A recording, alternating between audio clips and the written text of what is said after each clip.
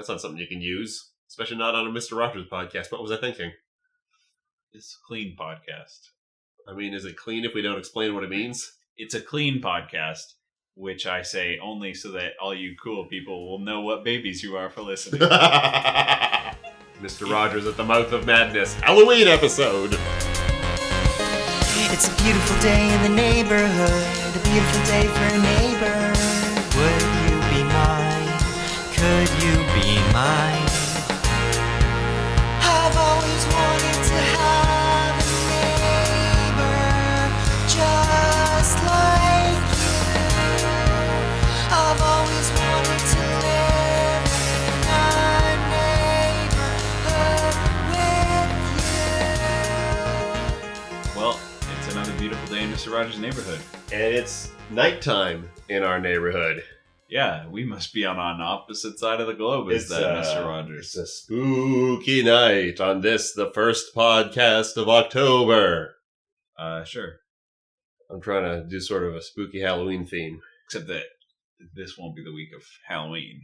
No, but is this going to be a spooky episode? That's true. And I guess we're just in for a spooky month of Mr. Rogers. We're going to have to find a way to make every one of these episodes vaguely Halloween-y. Yeah, I guess so. We're on episode 1480. The last of Divorce Week. In this episode, we see a unique angle on divorce. Yeah, we do. We see a unique angle. We see it from the skies. And false faces are back. Oh boy, are they. Mr. Rogers apologizes right off the bat for not having the thing that he wanted to show us. Mr. McFeely messed up. Yeah, not so speedy. Yeah. He should have. He walks in and he says, I wanted to have something to show you, but I don't have it yet because Mr. McFeely hasn't delivered it yet. Yeah. And then he talks briefly about waiting for stuff, which I don't really know if that really plays into the theme of the episode at all. No, not really. He covers a lot of ground, Mr. Rogers. Sort of hits on every... So because almost immediately, whatever he's waiting for does arrive. Yeah, he goes outside to wait for Mr. McFeely, and boom, there's Mr. McFeely. Yep. We discovered that the reason Mr. McFeely didn't get there in time is because the costume store wasn't open yet, and he had to get it from the costume store. Yeah, I'm wondering, is Mr. McFeely's speedy delivery service just like one of those "we will buy your grocery for you" services? Yeah, I guess. Like he's just going to local shops for Mr. Rogers? Yeah. And like Mr. Rogers just walked, like I wouldn't be surprised if he arranged this delivery in person. Uh-huh. Rather than a little except that they weren't open. Very little yeah. Yeah, well no, I mean with Mr. McFeely. Oh, I see. Yeah. He's like, hey, could you run by the costume store when it's open? They were just standing by the costume store and he didn't want to wait. Yeah, I don't want to wait. I gotta start my show. Could you pick it up? Anyways, the delivery is a creepy clown mask. Is a creepy clown mask. I would describe it as an ordinary creepy clown mask. Uh-huh. It's not a deliberately creepy clown mask. No. But it is a clown mask which is creepy. Yes. It's very much in that 50s style. And it's especially unnerving on Mr. Rogers because he's such an ordinary... Uh-huh. Like, first of all, he's got that sort of a 50s vibe about him.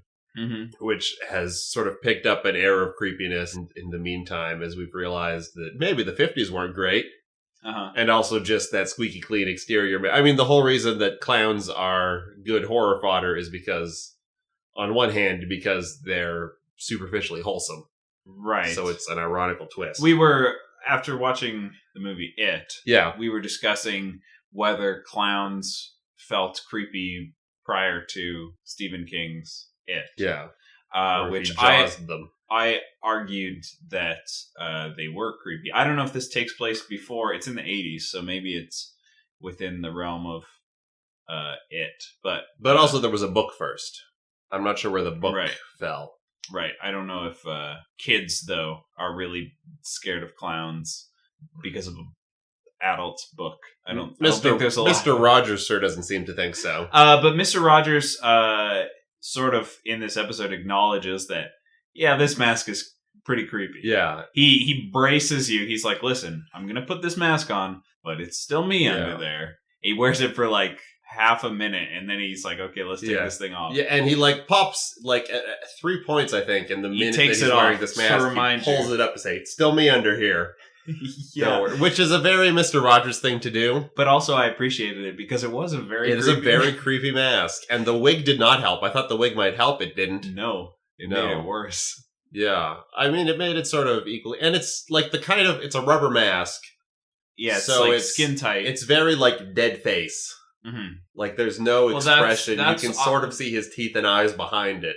That's sort of what I've always felt is creepy about clowns, is that they're either wearing a mask or facial makeup, which usually has a molded or painted on smile, and so you don't know how they're feeling, which is sort of the theme of this episode, is that clowns are bad because you don't know how they're feeling. Yeah. It's the sort of mask that he could have worn to help the Joker with a heist at the beginning of The Dark Knight. Yeah, that's true. Very much that style. I don't think Fred Rogers would do that, though. I don't think. Just to be clear, for those of you who aren't watching the episodes, we're not going to slander anybody. As someone who has been watching all the episodes, he doesn't seem like a bank robber. No, certainly not. He seems pretty above board. I can vouch for that much. Yeah, and then we're pretty quickly into the land of make believe. Yeah, we just jump right in. So let's jump right in. Let's jump right in. Feet first, knees together, cross your legs. Down we go. It's like a water slide. I didn't realize we were taking the water slide this time. Yeah, that's what the waterfall's for. It's the end of a water slide to the land of make-believe. Oh, right. That waterfall that's still there but no longer in operation. Yeah. Yeah. You tell you what else is there now is a whole airport. Yeah, right smack in the... Here we are in the land of make-believe. Here we are in the land of make-believe. Right smack in the middle of the land of make-believe, there is now just, like, a land-based aircraft carrier. Yeah, it's an airport, but it's just 2 runways. Well, 1 runway, and there's the hint of a runway going across it diagonally. Yeah. It's like runways do, but it's much too short to accomplish anything. Yeah. And it's also clearly on a low table. It's like a fragmented, abstract idea of an airport. Yeah. And it's raised like 3 feet off the ground as everything else is. Yeah. Maybe 3.5. Yeah. But also we're getting ahead of ourselves, because the first thing we see is Lady Elaine Fairchild straight up peeping on Corny's factory with a telescope. Yep. She's kind of peeping all over town. She's peeping on the factory. She's peeping on the castle. Yeah. She's just a real snoop. But I mean, it's Corny's secret that she is onto. Mm-hmm. But she's also turning the telescope to see if there might be hints or clues anywhere else in the town. Just in case somebody's sneaking up on you, because that's the scary thing about telescopes, is you don't have any peripheral vision. That's true. That would be a good... That's a trick they'd pull on you in like a scary video game. Yeah, that's what I was going to say. Yeah, look into this thing, turn around. Oh no! Mm-hmm. Or like that thing where like somebody like pulls a telescope up and sees something really close up, and then they pull the telescope down and it doesn't get any smaller because suddenly he's right there. Yeah, that's from Pirates of the Caribbean. Pirates of the Caribbean does that. Yeah. Davy Jones can teleport, but only if he's viewed through a spyglass. Yeah. That's a very it kind of... Mm-hmm. I bet Pennywise would pull something like that. Sure. It was real handy that we went to see that movie just before doing this. Yeah, it's true. This episode about clowns and being scary.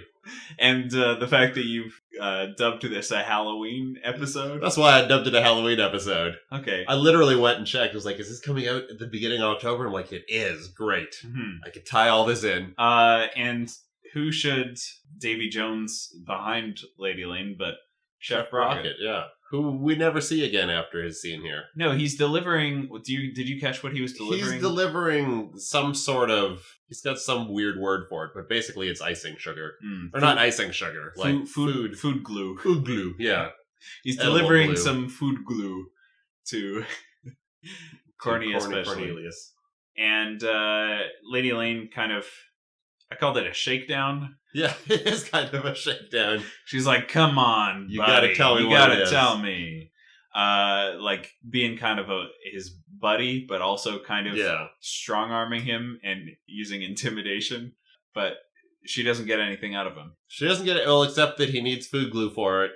Oh, and it's a type of... It's a type of rocking chair that you don't sit on. At which point I wrote in my notes... So he's making pretzel rocking chairs. Yes, which I already said a while ago. I don't know why I'm so proud of myself for solving this mystery on a show written for literal babies. So she knows now that it's a type of rocking chair that you don't sit on. Yeah. She knows that you do something else, but she can't get that even though food glue was involved. I mean, to be fair, she didn't know that there was a bit about pretzels earlier in the week. Right, that's She didn't true. see the pretzel segment. That was the clue that I had that she didn't. Right. That was it's a well-constructed mystery. Yeah, it's a how catch 'em in the Columbo style, where you see the inspiration at the beginning. But Lady Elaine, our Columbo, has to work without that information. And then I guess the scene shifts over. The scene shifts over to, oh good, I think she looks through the telescope again and sees that scary clown. It's maybe slightly less creepy on this guy than it is on Mr. Rogers, but only because he's got the wig on properly. Well, I don't know about that. I drew a picture. He was making like this really toothy frown underneath. He's also dressed like a clown otherwise. Right. So it looks like, oh, this is supposed to be a clown, and not like with Mr. Rogers where it's like something has gone wrong with this children's show. So Prince Tuesday is greeting this delivery clown. Yeah, and he's wearing his electric car plane t-shirt. Yeah. And this great belt. What it actually is imagine you were like Macbeth in a real fancy production of Macbeth, but during your performance, somebody snuck into your locker and stole all your regular clothes. So you had to wear the clothes home. And over top of that, a t-shirt, yeah. A t-shirt and a belt and a second pair of pants. Yeah, because I'm sure that's what they've done, is they've just taken the puppet and over his cape and robe and buttons and everything. Because, yeah, it makes him look very chunky. He's a very chunky boy. He's a chunky boy magazine. And he's introducing himself to this clown. And he asks him, oh, how are you? Are you as happy as that mask would suggest? And Clown the says, clown's no, like, I'm not. No. Actually pretty sad. And then, I don't know, eventually they chat for a while. He takes off his mask. And then I write down, I know this guy. Yeah, he's one of the main characters. Yeah, he's one of the, I think he's Neighbor Aber. Neighbor Aber? Yeah. Yeah, later they call him Aber Clown. Yeah, so is this a distinct character from Neighbor Aber? Or I don't know. Or do the things we learn about Aber Clown also apply to Neighbor Aber? I don't know. I checked briefly on the website. There wasn't any indication on the Mr. Rogers database that this was like his first episode or anything. Okay. Because the way they talk about it, they're like, well, you can come back anytime you want. Right. Aber Clown. You're always free to be who you are here and not a clown. Yeah, because he's wearing this mask, but he tells this child, Prince Tuesday, he's like, yeah, I'm sad because I don't get to see my kids as much as I'd like to because I'm divorced. Yeah, this clown is divorced. Yeah, this feels like, I don't know, a grumpy adventure game clown. It does. This is a Ron Gilbert original. Yeah. I'm like, am I just thinking of one example, or are there a ton of sad, grumpy clowns in LucasArts adventure Which games? one are you thinking of? There's the one in Grim Fandango. There's the one, because I was thinking of the one in what's his new one? Thimbleweed Park. Yeah, Thimbleweed Park. Is there a grumpy clown in that? Thimbleweed Park has a clown in it whose thing is that he swears and it's like bleeped out with cartoon sound effects. Day of the Tentacle has a practical joke inventor who's clinically depressed. Right. Yeah, there are a lot of sad clowns in. And I think maybe one of the Monkey Island games might also have a really grumpy clown. Maybe at the Mardi Gras. Yeah, probably at the Mardi Gras. Thank you for joining us in the our LucasArts Adventure Games podcast. History of sad clowns. Secret of Monkey games. Podcast. I don't know. We'll come up with a better one for that. So yeah, this clown just kind of dumps all his problems on this kid. Yeah. Who is just very understanding. Yeah. He's like, I mean, I don't know if he specifically says he's sad because he doesn't see his kids. He says he's sad. Right, and then later it's brought up. And then it's like, yeah, I'm divorced. I don't get to see my kids very often. Which is a very, like, big picture thing to be sad about. Mm-hmm. So, like, if that's the reason he's sad, he's not having a bad day. He's depressed. Like, long term. It's not like if he had said, oh, I just put my kids back on a plane to their mother, it'd be like, I'm having kind of a bad day. But this is just like, he's just sad about where his life is at. Yeah, no, it's a really funny thing to encounter in a Mr. Rogers episode. Yeah. Prince Tuesday, using the full strength of his royal powers, decides that this clown doesn't need to wear the mask. Right. Because he should just be able to be himself. Yeah. Because you can be whoever you want to be in the land of make-believe. And I think that's a great policy. Yeah. And interestingly, that means fewer clowns in the land of make-believe than in real life. Yeah. I mean, except for the fact that there's a clown delivery service, which is itself a very land of make-believe concept. And this is specific because he says he delivers cars and planes and t-shirts dressed as a clown. Right, but here he is delivering the cars and planes and t-shirts, and he has decided not to be dressed as a clown. Yeah. But what I mean is this is I was going to say Universal Exports. That's the fake company James Bond pretends to work for. This is the transportation company exclusive, their clown delivery service. Right. One more interesting thing that I'd like to talk about before we cap off of this scene. He asks, and maybe he was just being philosophical, but he asks Prince Tuesday on the topic of his parents' argument. He says, do your parents also wear false faces? And I'm like, no, do you not understand... Do you not understand how anyone but a clown operates? Well, I think Prince Tuesday says something like, I was sometimes sad because my parents are arguing. And he's like, your parents argue and you know it? Do they not wear false faces? Yeah. It's unclear if he is talking metaphorically. Yeah, I'm not sure if he's being philosophical or if he's just a very sheltered clown who has grown up surrounded by other people wearing latex And also masks. it's unclear because Prince Tuesday and his parents all have exclusively false faces. Right. None of them are capable of emoting in any way. Right, that's true. Or maybe that's why he's divorced, is because at no point in front of his children or his wife did he remove his clown mask. Maybe. And maybe he's thinking, this is how I thought you were just going to say this is how I him and arrived his here. wife were repressing their emotions, and that's why their marriage fell apart. Well, it depends again whether we're thinking literally or philosophically. He's a clown. Maybe that's who he's always been. I don't know. He's wearing a plain car t-shirt under his clown getup. Right. As is everybody we will see, except for Lady Elaine Fairchild going forward. Every time a new character enters the scene, I think there is some sort of, not a formal introduction, but somebody using their name. Mm-hmm. But this clown is very quick on the pickup. He's immediately, knows Lady Aberlin's name, knows Lady Elaine Fairchild's name. He's referring to everybody by name. I mean, he's starting a new life, so he needs. I guess he needs to integrate himself in this community as fast as possible. I guess, yeah. So King Friday and Sarah Saturday appear, and they are decked out once again for the. They're wearing plain car clothes. Yeah, they call them plain car clothes, which, why don't you describe what that consists of? Well, Andrew? I mean, it's sort of a combination, and there's a lot of overlap already between sort of like a traditional aviator's outfit and like the traditional outfits that people would wear in like the very early days of motor car. Like King Friday's is a very he's got the plane, pilot's cap, goggles under his crown, and the goggles and the leather jacket and the scarf.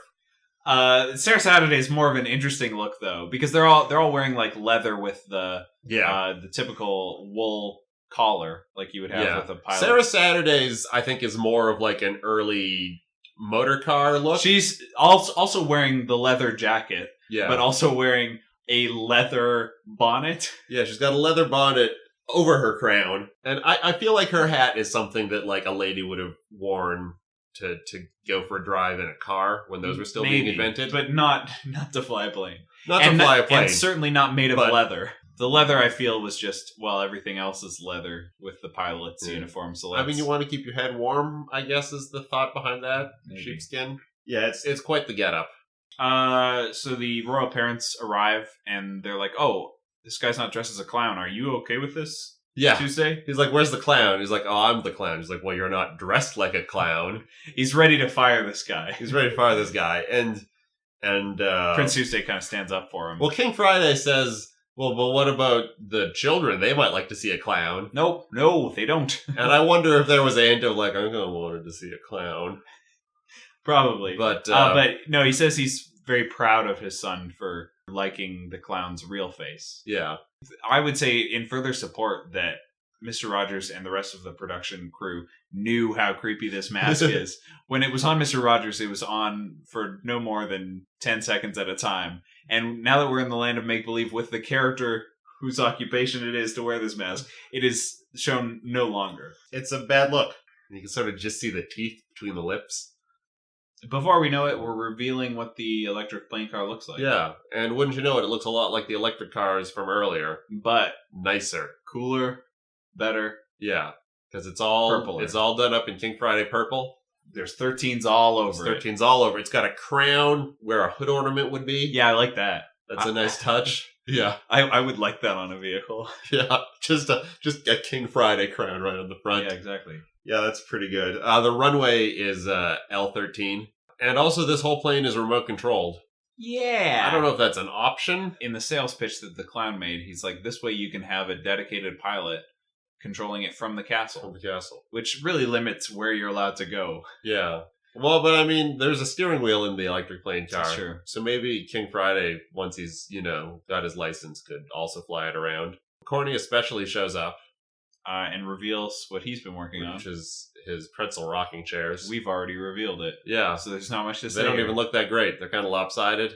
Yep. He also says, I sort of missed what he said, but he comments on the electric plane car and how neat it is. Mm-hmm. And King Friday says, well, you're free to use it anytime you like. He says that to Corny especially. Yeah. So Corny especially, because of his grand innovation of edible rocking chairs, has now been granted, no questions asked, free use of the Royal Electric. Is it even because of the pretzels or aircraft? Just because he commented on it? Oh, I don't know. King Friday said a couple episodes ago about how he just wanted to get another jet plane for the land.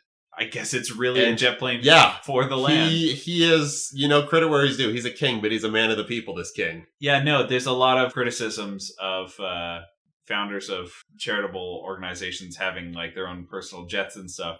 But King Friday's doing it right. He's no. You guys are my taxpayers, so you get to use my private jet. Yeah, I mean, maybe he doesn't own anything. Maybe he just lives in the castle, but all of this stuff is property of the people. A communist monarchy. Yeah. The first of its kind. Sort of. I mean, I don't think the Queen owns Buckingham Palace. No, but you cannot rent it out for events. Well, no, that's true. That is true. You can't, as far as I know. So they all hop in the electric plane car. Yeah, and we get a pretty decent green screen shot. Yeah, we've come a long way since the rewind this footage. I almost, and I mean, it's not the greatest video, but I was almost is this, do they have it on wires, I thought? But no, it's because the scaling's a bit wrong in the way but yeah, so it flies around and it buzzes Daniel's clock. It hovers, actually. It's definitely moving slower than it would if it was a airplane. I mean, which I would say makes it a more attractive vehicle. Yeah. You can just take a leisurely hover at any. It's it's very much like the car in Flubber. Which would explain, we sort of missed the part where the clown hits a button, Clown hits a button, and the roof folds down and the wings pop up and out. Yeah, that was a good bit. It's a nice bit of prop work, but they're far too short, the wings, to ever fly. Clearly, whatever, it hovers. Yeah. Science says that the electric plane car can't possibly fly. Its tiny wings are just too tiny to get its fat, square, ugly body off the ground. Did you finally look up? But the electric plane car flies anyway because it doesn't care what people think. No, I improvised it, but it's something like that. The opening lines of to B-Movie. The internet's favorite film since Shrek. That about does it for the land of make-believe, I think. Yeah, pretty much. Should we just take the trolley back, I guess? Let's take the electric plane car back. I mean, are we allowed to? We're not citizens. I think King Friday said we could pretty much use it whenever. I mean, we complimented it. Yeah, we both think it's neat. All right. It'll still make the same noise as the trolley, though. Yeah, that's true. I mean, it was very quiet, the electric plane car. And it uses no gasoline. No, it's true. Here we are back in Mr. Rogers' neighborhood. Yes, here we are. Mr. Rogers is going to take us to see a real plane. Yeah. The electric plane car is not real, but he's going to take us to see a real aeroplane. Yeah. Well, he gives a nice intro first to seeing the airplane, which is like, now, if you've ever been on an airplane, you can remember what it was like. And if you've never been on an airplane before, well, you can imagine what it might be like. So he's really set the table for, like, every kind of person. Types of, yes. W/R/T airplanes and what they can get out of this experience. There are two kinds of people in this world. And so we pan across Mr. Rogers' neighborhood. The camera kind of looks around for an airport. Doesn't see one. Pans up to, I guess, a cloud. Yeah, something else was in the cloud. I think the pretzel factory, maybe. So here we are in the cloud-based airport. Yeah, I think U.S. Air is the airline. Their special thank at the end of the episode. This is, I mean, it's not a fun note, but pre 9/11, because he just walks right up to the. Well, he's also probably, as a member of the PBS, called ahead. Yeah, but still, it's certainly harder to get on an airplane today than they show it here, and it's probably harder than it was for them here. Mm-hmm. His friend is named Captain Ron Sessa. Captain Ron. I think that's a movie. Not Cessna. Sessa. In this whole field trip, I was like, oh, now I get to see what airports and airplanes were like in the 80s. Yeah. Guess what? I couldn't find a single difference they are function or appearance to my experience. Although this time the airplane door is like right up to the like front door that the captain goes in. Yeah. Is that the same? It depends. Could you see out into the sky? No, because there's a lot of like air leakage because they're up by the nose. You could jump into whatever. You could crawl out onto the front of this airplane. Yeah, and do your best. The monster from that Twilight Zone episode with this thing on the wing of the plane. Unfamiliar. So Mr. Captain, John Ron Sessa. Captain Ron shows us the inside of an airplane, and boy, there's a lot of dials and gauges. Yeah, Mr. Rogers is overwhelmed right away. But Captain Ron assures him it's actually not that complicated. Right, but he says, oh no, it's not that complicated. You see, here we have the Horizon automated projection unit, and he like uses these massive words, and I'm like, yeah, not complicated for a trained pilot, but these are preschoolers we're talking to. I guess, yeah. And also, the left half is just mere. He doesn't quite say. He's a plane is going to be falling over the Pacific, and some preschooler is going to be climbing up to the front. The pilot's passed out. He's going to look at it and he's going to say, I remember. This can't be that complicated. These are the engine. I'm not worried about that. But yeah, as Mr. Rogers is like moving the controls around, I don't think there's like a way to turn those off. So presumably like the flaps on this plane are just moving around on the tarmac. Maybe. Which would explain why Ron Sessa immediately says, why don't you go back with Debbie and see how things are in the rest of the plane? We basically covered what you could explain to it. Although there is a separate steering wheel for on the ground, which I didn't know about. I didn't know about that either. He also pulls the throttle up and down, so maybe, I don't know how on it was. So we head back to the cabin. Is it the cabin? And Debbie explains how it might be an experience for you as a passenger. As a passenger on the airplane. Doesn't go into any of the safety things or things that might scare a child, just all of the comforts and amenities. Yeah, I mean, you get the safety stuff when you get on the plane. I feel like this is a pretty good... So it's like, oh, here's your seat, there's a seat belt. Well, she doesn't get into the seat belt. She shows him how to buckle up the seat belt. And once the seat belt's buckled, Mr. Rogers is immediately like, I bet you pull this flap to unbuckle it. And she's like, yeah, but you better put the seat belt back on whenever you're sitting down on the plane. Yeah, really drilling that in. Yeah, not even like takeoff and landing. I don't know if that was... I mean, I'm sure it's one of those things where like, look, if you're sitting down, keep your seat belt buckled, please. One less reason for us to get sued. But and then she shows him how to use the tray table. Yeah. She's like, so you can eat your meal, and Mr. Rogers is like, yeah, but you can also color on it. That's what my audience cares about. If you brought your own crayons. Yeah. And then he tries to put the tray table away, and he's like, oh, that's tough. He's trying to do the clip back up. Clipped it back on. And he's like, oh boy, I'm having a real tough time with this. And then she smoothly segues into, well, there's a call button right above you. Yeah. Then Mr. Rogers wants to see the bathroom. Right. This was a little, and I realize, we're getting later in television at this point, but it's kind of weird to see a toilet on television. On children's television, anyways. Yeah, I did notice that they showed a toilet flushing, which it's not really risque, but it does seem... It was when Psycho came out. Yeah, that's probably what I was thinking of. Yeah. We're just loading this episode with horror references. With Halloween! Oh, the scary toilet in Psycho.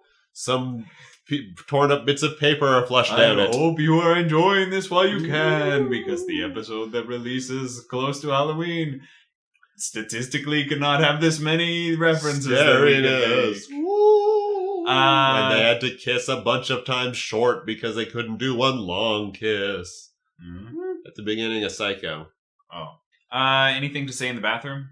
It's a bathroom. It doesn't flush as violently as I was led to believe airplane toilets flush. It just sort of flushed normal. The only other thing of interest that I've really got in this whole field trip is they talk about children that travel alone. Yeah, that's true. Which I'd never really considered that. Oh yeah, no. It's a thing that happens. They've got their own special pin, and stewardesses claim to love them. Do you have any more notes for this scene? Field trip? Well, the only thing I have for this field trip is right at the end, as he's leaving, the stewardess says, "I hope you come back and see us again soon." Which is a weird thing to say. Yeah. When you're giving a tour of an airplane. You hope that he comes back for a second tour, or Yeah. that he travels on your plane specifically? I feel like we've covered airplanes. I don't think we'd get anything out of a second trip, unless you've got multiple airplanes in the fleet, or you want to get down. Like, you're going to show us where the cargo's kept next time? Well, maybe in Mr. Rogers' gritty sequel series where he's talking to, like, grade 3 students. Ooh. He gets into, like, the safety. What do we do if we're... Like What do we do if we're crashing over an ocean? Like the Eyes of Nye. Yeah, Eyes of Nye. I was trying to think of what was that, not Between the Lions, but the older Sesame Street. Grade 2. Electric Company? Yeah, the Electric Company. There you go. Yeah. Well, that's my last note for the whole episode. Because nothing else really happens. I don't know. No, the field trip's over. We pan away from the cloud. Back to his house. I'm assuming this must be a reverse shot, because as we pan away from the cloud, we kind of search around town for Mr. Rogers' house, and then we find it. We got to cover the whole piano number. Right. So Mr. Rogers sings a song about not hiding your feelings, basically. Do you have any recollection of this? No. You're making a blank face. I'm impressed you could read that. I'm glad that I'm not hiding my feelings behind a false face. No, Mr. Rogers sings a song that's like, if I'm sad, do I just smile? And if I do, what will become of my sadness? And I'm like, stay tuned to Pixar's Inside Out. Find out more. You'll have a nervous breakdown. You'll run away from home on a bus. Yeah. Where they don't have air flight attendants. I apologize for calling the stewardess earlier a stewardess. She was a flight attendant. Is that the end of the episode? Thanks for listening to this, of our first of 3 or 4 spooky episodes, apparently. We will be back with episode 1481. Oh, which one is this one? Oh, this is 1480. Do you not understand how numbers work? Oh, sorry, no. We're just continuing on. So this is going to be our third continuous week. We might be doing this for the rest of the podcast. The whole volume that we're on now is sequential. Ooh, that's exciting. And at some point, we will meet a large yellow bird. Oh. You'll want to check out our Tumblr when it updates. Oh, yeah. Probably a couple days after the episode goes up. Scary clowns. Yep. But I mean, just for this episode, we won't spring any unexpected scary clown. We don't want to alarm any chlorophobes out there. No, that's the fear of chlorine. Please won't you be my.tumblr.com. Our theme song was provided by the Clothing Haul Guy. What? Dan Brisbane has decided, hi diddly dee, a meme's life for he, and has dubbed himself the Clothing Haul Guy. He's got like like grocery haul videos? Yeah, it's like a cheesy but bizarrely entertaining and heavily edited like Facebook format video with the text above and below and throughout. Oh wow! I gotta look at this. If I can figure out a way to put a Facebook video on Tumblr, it's rough. And our trolley transition tune our water slide and air car, plane, electric plane car. Tune was provided by Rhindale. Maybe it's a bad band name. No one can remember what order it goes in. Anyways, we will be back when the week is new. And we'll have less ideas for you? We had a lot of ideas in this episode, well, so I would say hopefully less ideas for you. I mean, it's a lot to edit when we're on 50 minutes. That's true. But they don't get the ones that we edit. But I'll still have things that I want to talk about. And I will too. So let's make the most of this beautiful day. Since we're together, we might as well say, would you be mine? Could you be mine? Won't you please? Won't you please? Please, won't you be my neighbor? Won't you please? Won't you please? Please, won't you be my podcast? Happy Clown, are you really happy behind that happy-looking face? Well, no, not really, but it doesn't matter.